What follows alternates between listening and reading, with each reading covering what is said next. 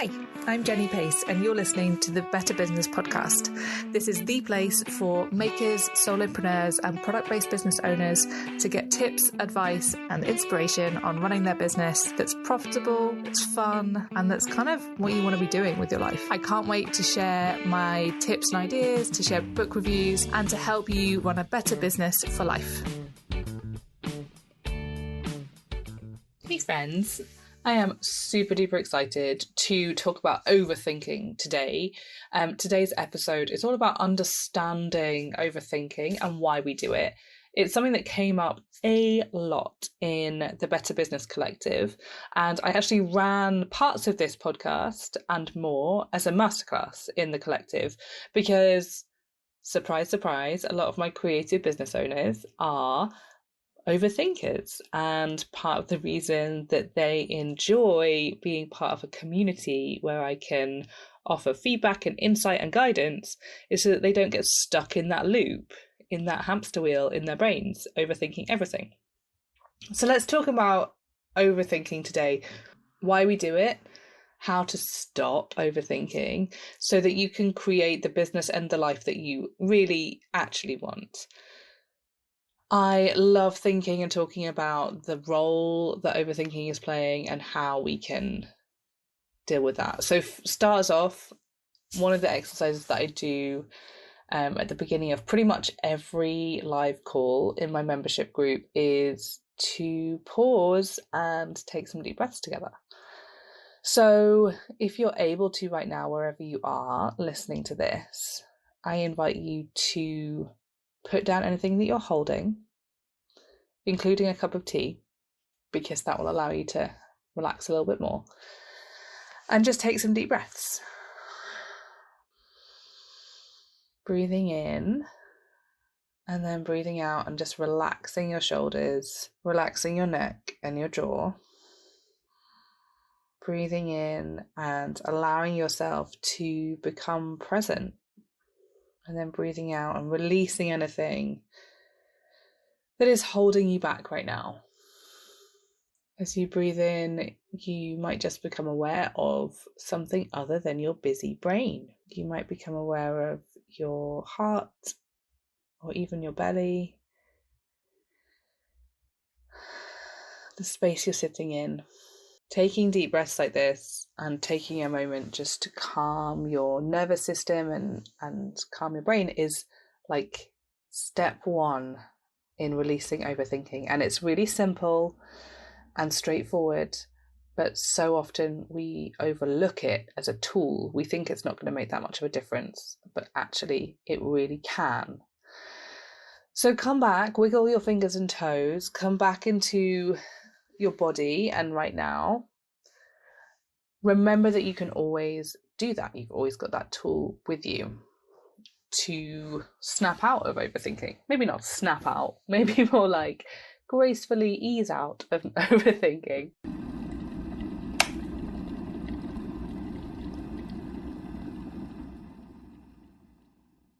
So what is overthinking? The way that I think about it, the way I define it and talk about it, is that overthinking is going over and over problems, solutions, and possibilities. It's that constant what ifing.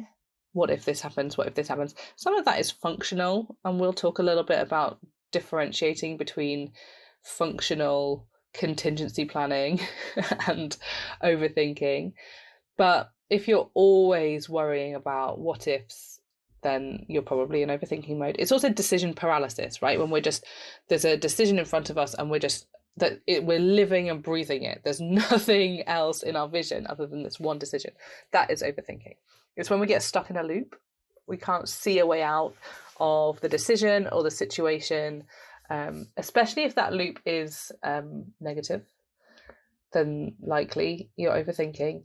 And then a key piece for me when I talk with clients who are in this space, quite often they get to a place of overthinking where they've lost sight of what's important and what's relevant and what's likely.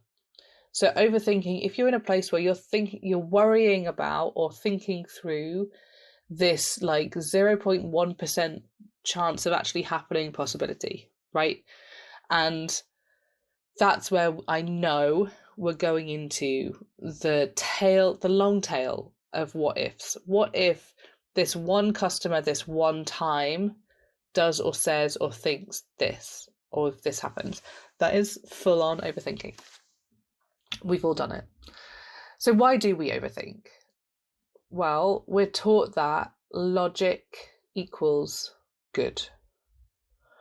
However, overthinking isn't logic. Because we've got the word think in there, because it happens in our brains, it sounds like it should be logic and that clever brain computer stuff. But overthinking actually happens when fear and survival modes are activated, which means we're not in wisdom. We're not in cool, collected logic. We are in fear and we are in highly emotional existence. So we overthink because we're taking logic further than it should go. And our brains are using this idea of logic and thinking. I'm doing air quotes that you can obviously see. Our brains are going, well, this is thinking, but actually they're using that thinking to be in fear mode. So partly we're taught to analyze and logic our way through things, and our brains use that as a trick to actually get us into fear mode or hide what is fear and survival mode.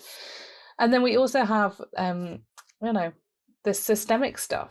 So we live in a patriarchal, white supremacist, homophobic, many different things system where unless you are a white, cisgender, straight male who is able-bodied, you are likely to be suppressed, oppressed by a system, disadvantaged in some way. And for women and for marginalized communities, spending time and energy overthinking actually benefits the patriarchal system. So if we're sat here overthinking our business strategy and overthinking the decision to expand or to get started or to make big progress, we are spending that time and energy on the overthinking rather than the doing of the plan that gets us more money and more power and makes us feel good about ourselves and actually makes us more equal to the men at the top of the patriarchy, right? So it serves the patriarchal system to check every detail and to be in that perfectionism. I must find the perfect answer and I must never make a mistake, actually serves the system that's oppressing us. Just to, really get off the fence about this issue. Not only are we taught to do it, and not only does our fear-based brain love to do it, but also the act of doing it and getting caught up in overthinking keeps us from taking the action that will actually overthrow patriarchy. So we have this internal personal learning about what overthinking is and that we should do it and that this is just what good people do. And then we also have this whole system that's telling us to overthink and is totally happy with us overthinking because it keeps us from being fully in our power and at our best. Okay, I feel like that was a little soapbox moment there. I'm not ashamed of it. Like, this is why we're here. So overthinking isn't serving you, and it's not actually serving the world, because we need women, humans, to reclaim their power, stop overthinking, and take action, and actually create the business that you want, and be at your best, and get to your zone of genius, right? Yes. I'll take that as a yes. What are the antidotes to this overthinking? Well, unsurprisingly, given my tendency towards these two things, head and heart are the antidotes. And let's be really clear, I love head and heart. I teach them. I think they're good. Let's just talk about the head bit for a second, because what we're really doing is separating out overthinking and fear from supercomputer head that processes all the data really well and is really clever, because they are different. Your head is actual logic. It's research. It's gathering and processing data. Your head is really good at that. Even if you don't feel like you're a numbers person, again, using air quotes, really glad you can see that on a podcast. Your head is really clever. And even if you're not a numbers person, even if you're a creative, your brain is still gathering and processing data all the time. So we want to feed it good data. We want to research enough for your head to have that raw data to process and bring to its logic, right? That is different and separate from overthinking, where you've gone beyond logic, you've gone beyond researching, and you're just in imagination fearland. Okay, so let's put the overthinking over there and come back to really leaning into the good things about your brain, the good things about your mind, because it is really clever. And then we also bring in the heart. Your heart is wisdom, it's intuition, it's creativity, it's trusting yourself. If you are in that overthinking where you're trying to mitigate all the what ifs, when you're in your heart, you're trusting that no matter what comes up, you will be able to deal with it. Your heart is the opposite of fear. It's like the opposite end of the spectrum compared to that what ifing, overthinking brain, fear place, right? And your head is kind of somewhere in the middle, or like between the two, where it's processing the actual data that gives your heart the ability to be wise and to be intuitive. So those are the antidotes. Let's talk about some tools for getting out of overthinking. Once again, there are bins rolling around. I don't even know if you can't hear them at all. This is going to be hilarious. Okay, so let's talk about some tools and ideas. This is a point where you might want to grab a notebook. I will put these questions in the show notes also. So if you want to do some journaling, which I highly recommend, and I'll talk about that more about that in a second. When you're in an overthinking place, you can come back to these tools and ideas and questions. Maybe you're overthinking right now. Great, well done. You're listening to this at the right moment, but also come back to this in the future if you find yourself in a place where you are overthinking. So I really highly recommend physically writing things out, because not just typing, not just thinking about it, and maybe not even talking about it, actually writing it down for yourself is a really holistic and positive way to work through data. It helps your brain to process things.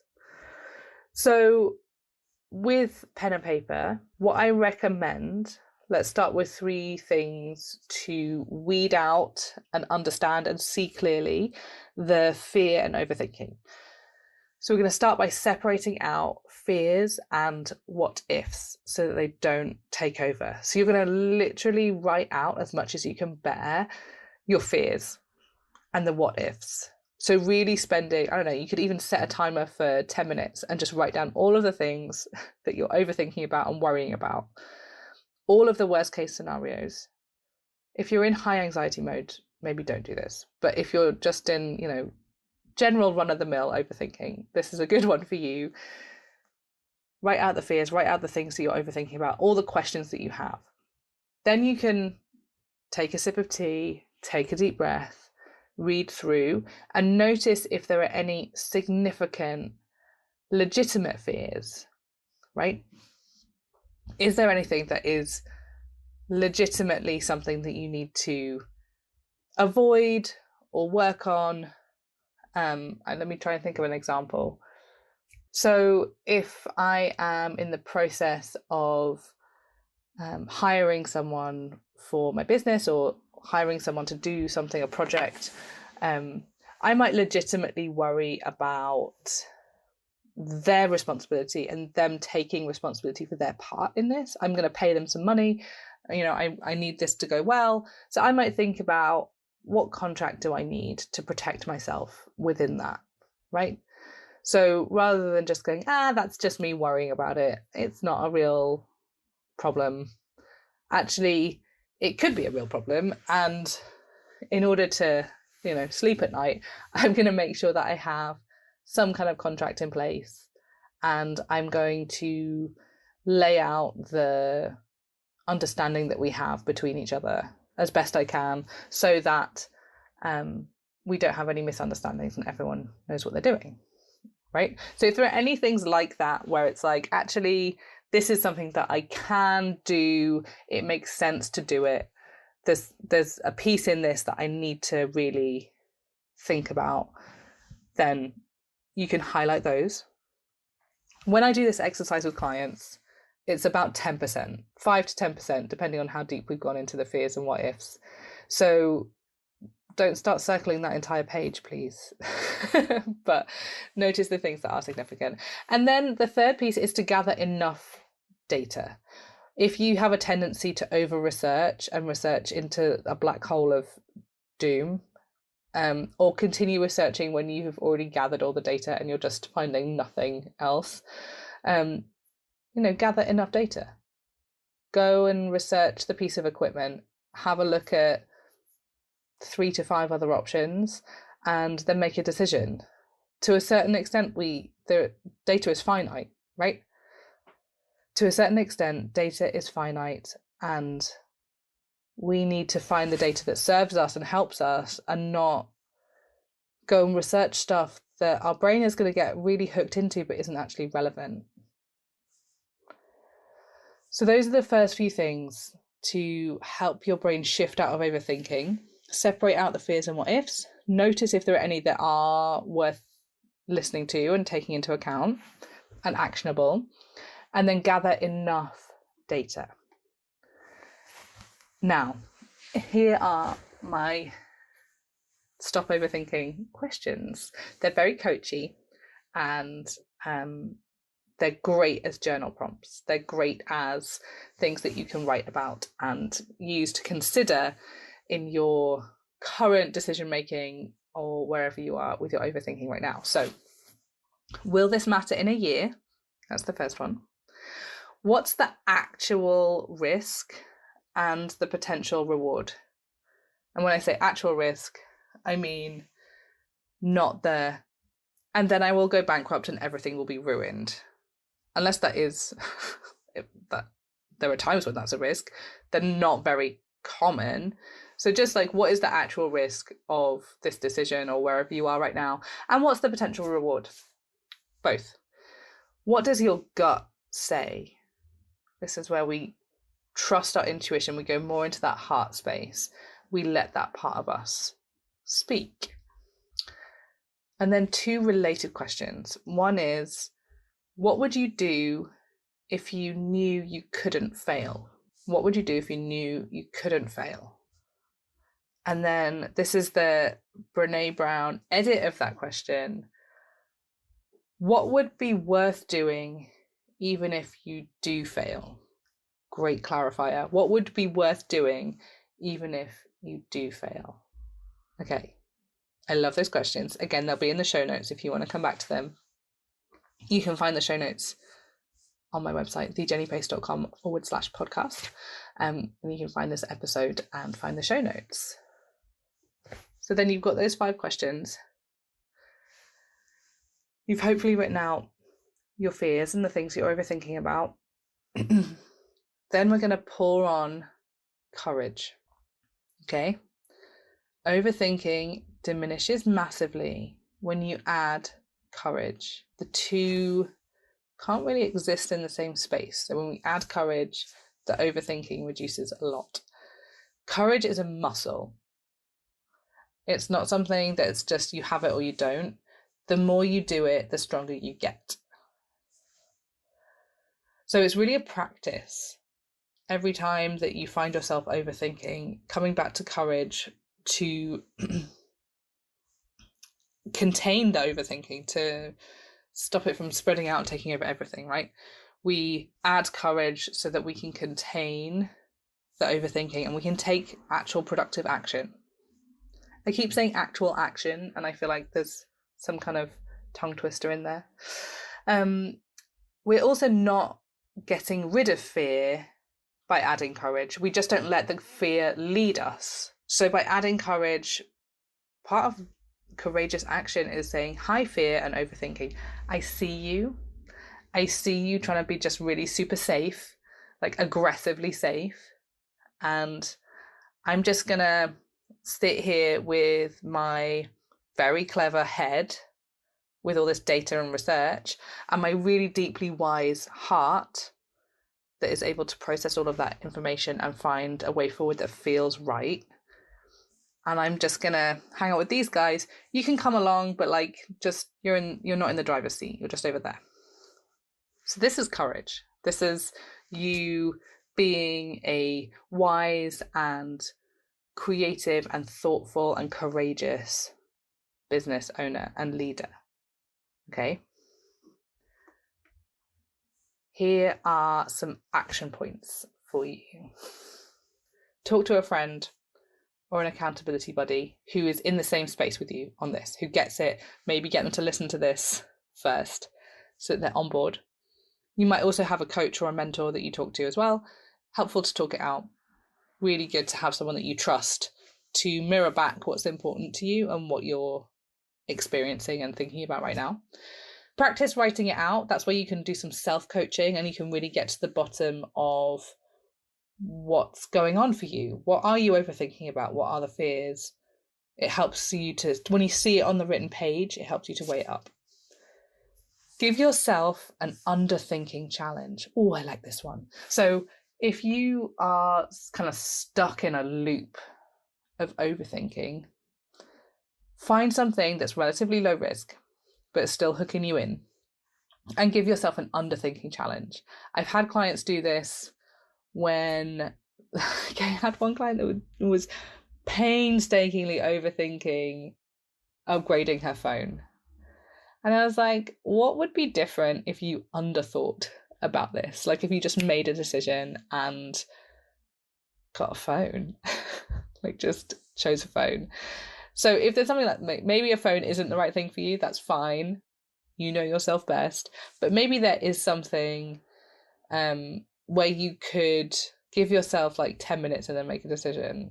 Or just, I'm going to underthink and under-research about this and just see what it's like. It might activate some fear and worry and anxiety, and that's okay.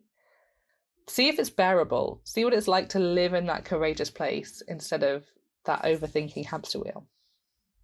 And then, of course, the big, generic, massive idea that is not super tangible, but is really important. Let your heart lead the way. Wherever you are, whatever decision you're making, whatever you're overthinking about right now, your heart is wiser than you give it credit for. It's actually a way of you processing a lot of information. What would happen if you let your heart lead the way? Okay. Here we are. Some thoughts, of course, on overthinking and how to stop, why we do it, and how to stop. I would love to hear from you. If you found this episode helpful, please, please, please feel free to get in touch with me. You can email me, you can DM me on Instagram at the Jenny Pace. I would love to hear if this has shifted anything for you, if there's anything you're going to try. Remember, you can find more resources in the show notes and on my website, thejennypace.com/podcast is where you'll find all the episodes and show notes for this one. If you are a small business owner, are a creative in business, you're going to find lots of resources that are helpful over there too. So thank you so much for listening. I will see you next time. Thank you so much for listening to this episode of the Better Business Podcast. I would love it if you could subscribe so that you don't miss any of the new episodes coming out. And of course, share with any creative business owners. I'll see you really soon. Take care. Bye.